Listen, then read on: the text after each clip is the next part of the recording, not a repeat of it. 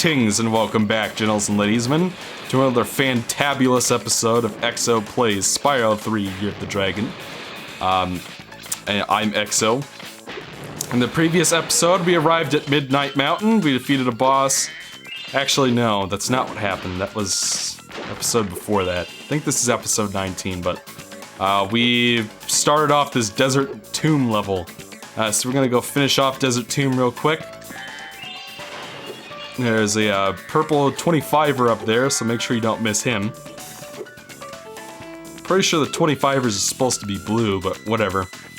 Maybe that's a Enter the Dragonfly exclusive. Bet you guys are looking forward to watching me play that one, huh? Let's see, let's head on over here, because truth be told, I am sick of Spyro and I do want to play something different.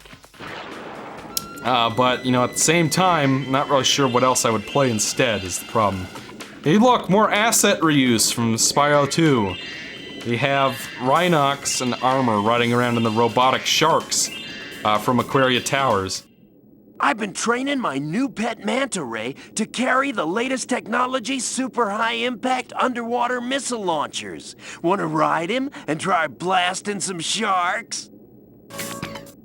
Just watch out for the Shark Riders. They're carrying the latest JX-5 underwater tracking ammunition. Okay, so this is kind of this is also a reference to Spyro 2. Kind of twofold, actually. I feel like, this reminds me of some minigame in Spyro 2 as well, but I don't know, mechanically this isn't, like in Spyro 2 and Aquaria Towers, not only were these robot sharks around, but there was a minigame where Spyro had to ride around on Hunter's pet manta ray and guide him through bubbles. And there were 2 rounds of that, and they got harder in the second round. This one is kind of like the submarine minigame we played earlier.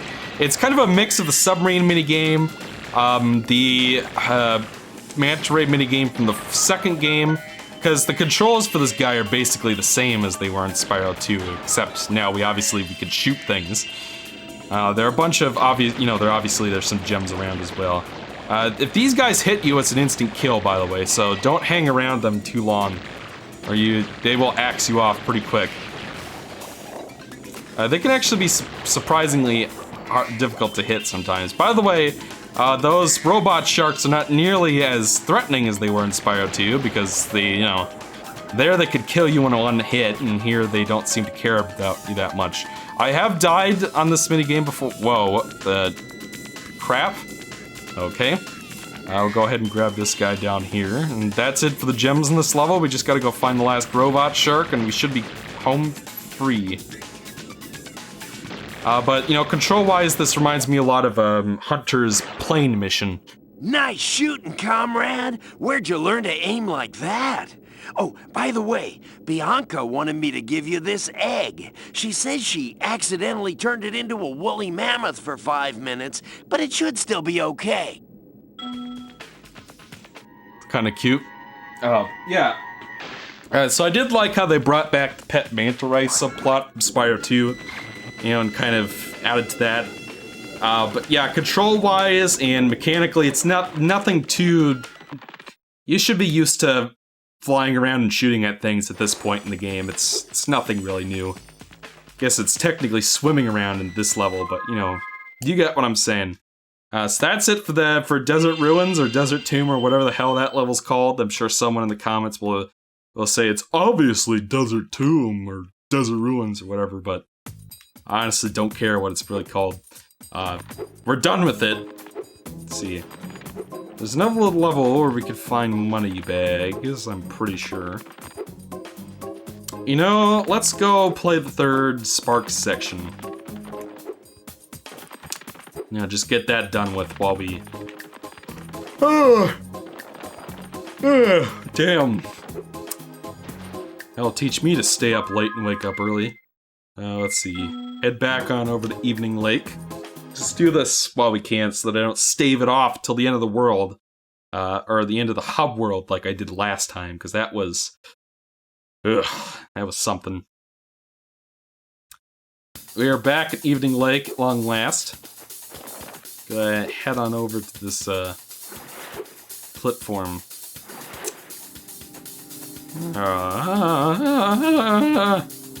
Okay, so if you climb up this tower right next to the entrance, Princess there you go. Amy showed me a place called Starfish Reef. She says there's an egg hidden in there. I think Sparks should check it out. There we go, third Sparks round. Are you guys ready?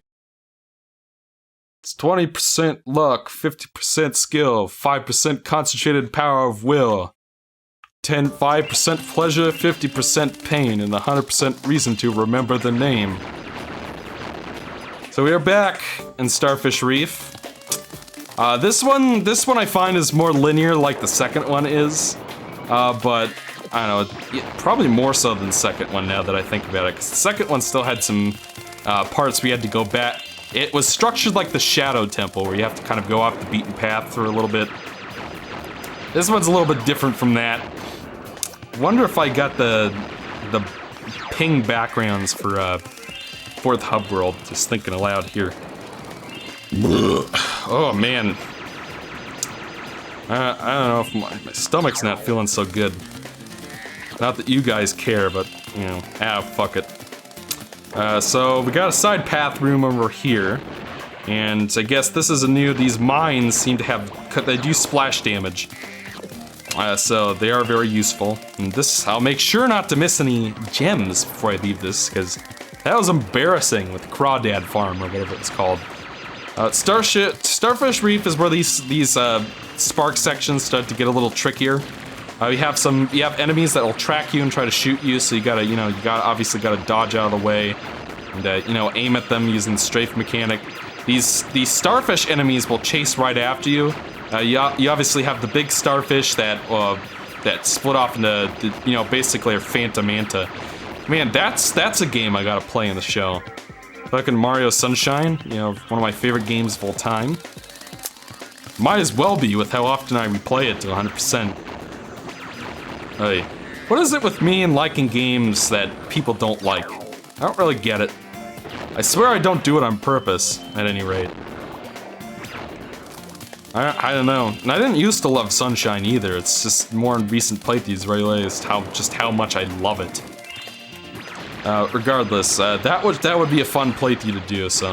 And by the way, you might notice that Sparks carries over his little water bubble thing he has whenever you go underwater in this game. Which is kind of a neat little homage, neat little touch.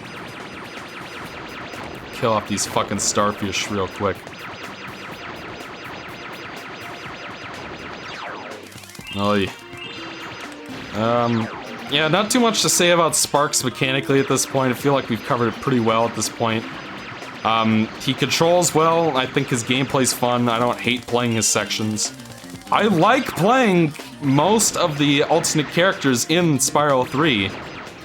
At this point, you guys should have seen the pattern on that.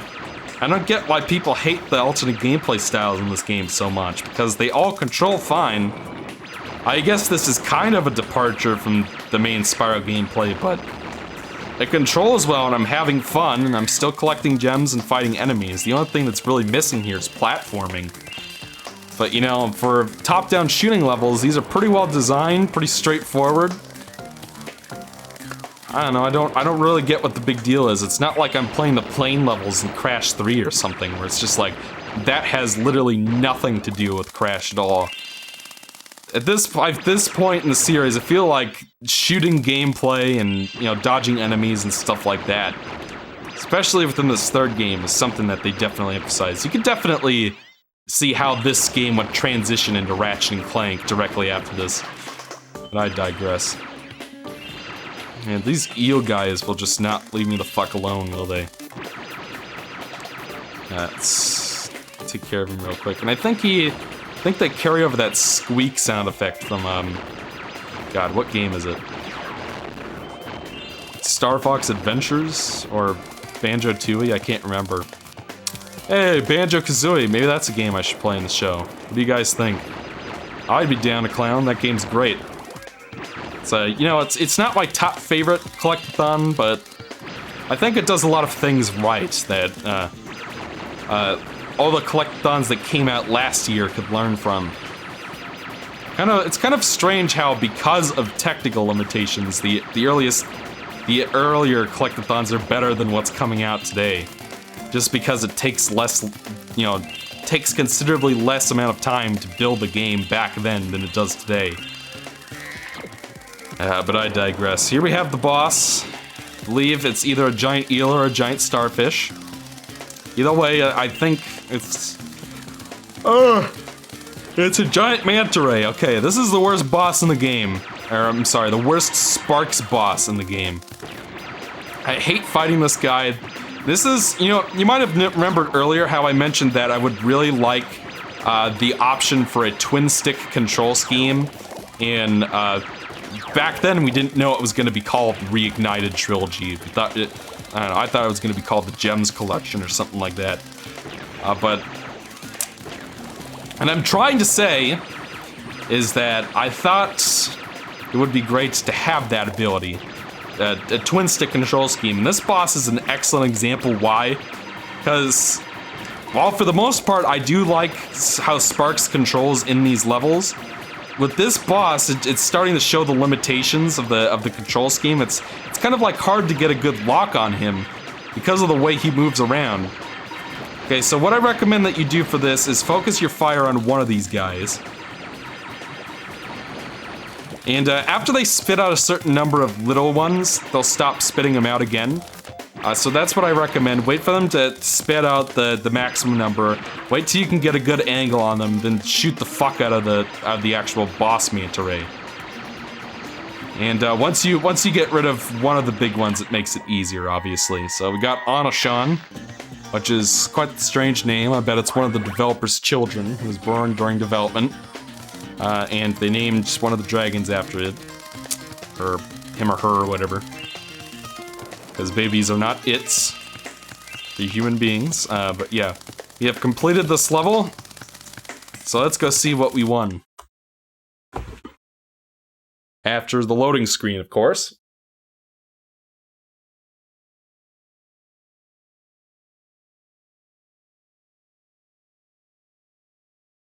When I saw that giant stingray, I thought you were a goner, Sparks. But you sure showed him. Now the magic from the egg has made you even stronger, so you can take one more hit for Spyro. Alright, so we just upped our health by 1 notch. But unlike, God, what the hell is that game called? Unlike, Attack of the Rhinox, that's the one. Unlike that game, however, we are a bit limited. Let's head to Midnight Mountain. Man. I need to go to bed and get some shut-eye. Feel like crap. But I had to record tonight. I had to record or there wouldn't be a part for Friday of this week, so. Yeah, so let's see, what can we go do? About... Still got quite a bit of time left. I think we're gonna go do Dino Mines, because I want to go play the Agent 9 section there, because that's a fun one. We could do... Why don't we go do Harbor Speedway real quick. Go knock that out. That should take about 9 minutes. And then we can call it a part, and I can wrap up the other levels in the next session. That'll probably work out. It's a good thing about these Spyro games is that there's lots of ways to do it.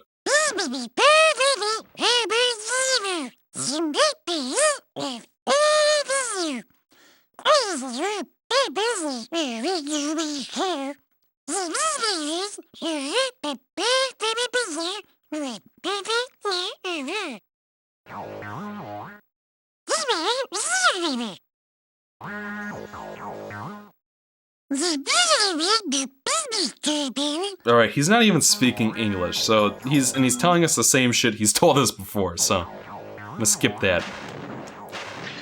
Alright, so this is the last speedway in the game and easily the hardest. The race here will definitely keep you on your toes, but I don't know,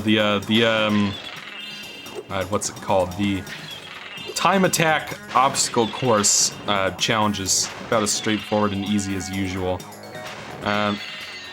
you know, and obviously everything's kept linear. You get gems directly for completing obstacles as opposed to, you know,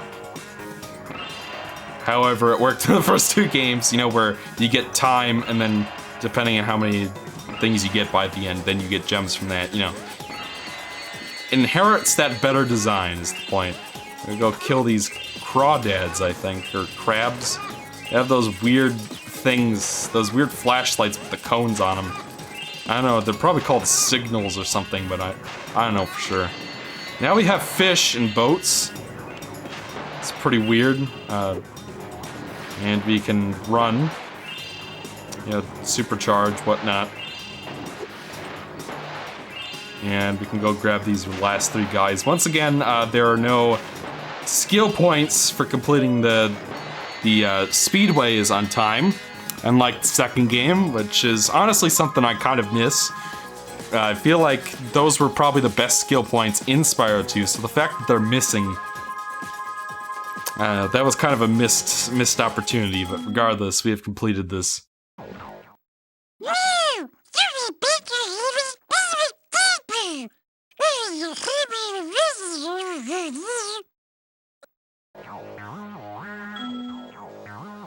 Oh man, that Sparks talk is annoying.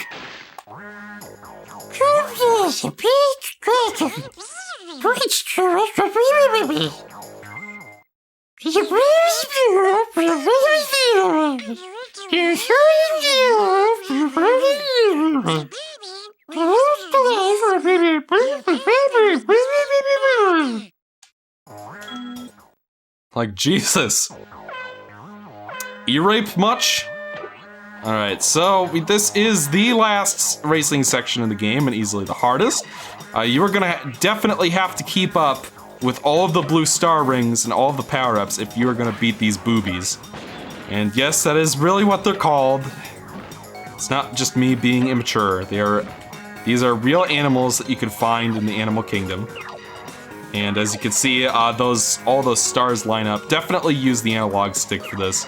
You'll get much more dexterity and better timing. Yeah, these boobies aren't fucking around. You gotta be able to. You're gonna have to go through all the rings if you want to keep up with them, especially in the hard mode.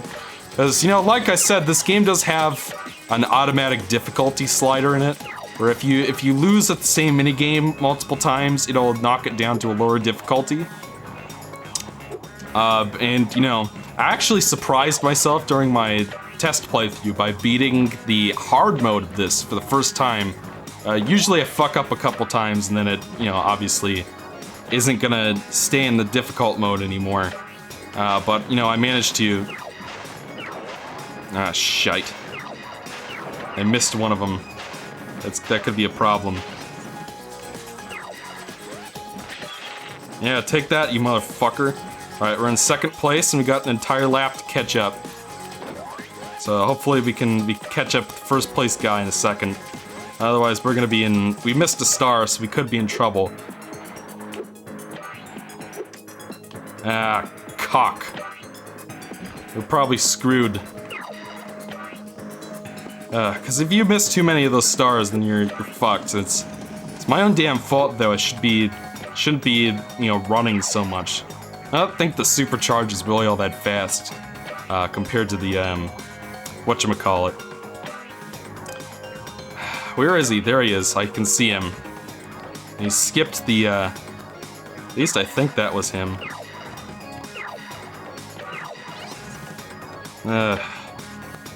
Where is he? Come on. I'm gonna be in trouble.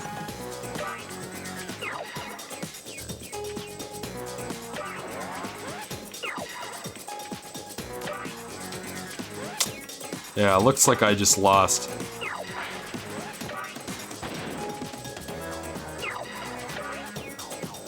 Yeah, I just narrowly lost to him. Let's give that another shot.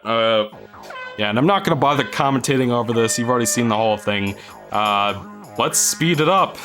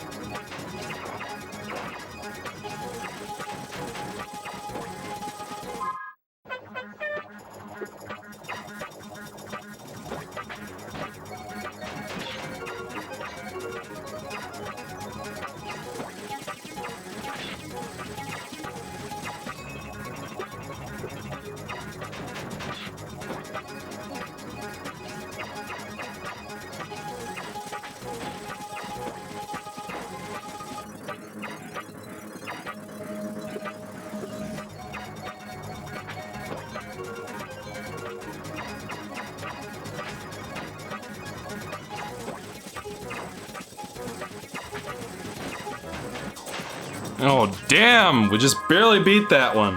What? What do you mean, second? That's fucking bullshit. I went through that for him. Ugh.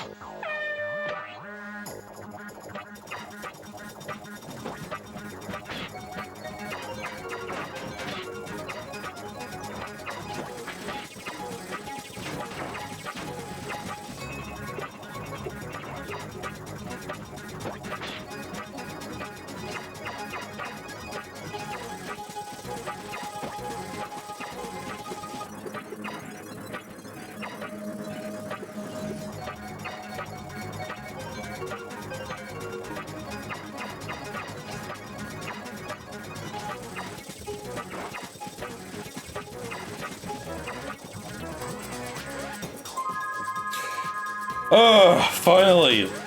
So, speaking of difficulty sliders, you might have noticed that it suddenly got really easy in that last attempt.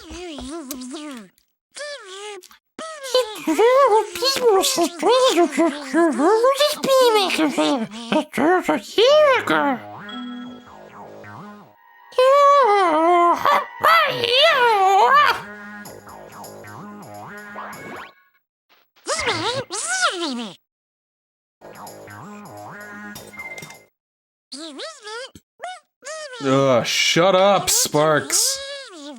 No one gives a shite. I picked the wrong one anyway. I wanted to pick the first one so you could go play the last Hunter minigame. I need to go to bed. Let's wrap this up real quick, because I'm falling asleep. But you might have noticed that it suddenly got a lot harder, or a lot easier rather, on that last attempt. That was the difficulty slider in action, because I really didn't do anything differently. It's just literally the birds were programmed slightly differently to make it easier. Where do these flying sheep saucers keep coming from? I just saw another one grab an egg and fly off. This one's super fast, but his saucer is damaged, and it's leaving smoke rings. I think I can keep up with him as long as I can make it through the rings. I'm gonna chase him down. I'll be right back. So, just like with all the other Hunter minigames, they're all pretty close to a minigame from Spyro 2. This one's ironically really close to a minigame with Hunter from Spyro 2. That being the Aqua Speedway, the first speedway in Summer Forest. When you went through that one, Hunter flew around with the pair of wings he's wearing right now, and he would leave rings behind that Spyro would have to glide through or fly through in the speedway. And if you did that, you would get a talisman, or not a talisman, an orb. And this is pretty similar. You're following the sheep saucer around. He's leaving smoke rings. You can't miss any of the smoke rings, and once you go through all the smoke rings, the minigame ends. If you miss a smoke ring, he'll get away, so you gotta keep up. This one, I think, is much better than both the Pet Manta Ray minigame and the Hunter minigame. Yes! That was close. The egg popped out just before the saucer crash landed. Alright, and with that, we have fully completed all of the speedways in Spyro 3. Yay! Alright, and thank God for it, because, whew, we gotta cut this part off. Head on back to the hub world real quick, but yeah. So I think it's better than the Hunter flying minigame from Aqua Speedway and the Pet Manta Ray minigame, which is very similar mechanically. Just because it's a little bit more challenging and it requires a bit more dexterous control, but regardless. That's all the time we have for today, folks. Hope you enjoyed the episode. Be sure to rate this video 5 stars, because that's still a thing.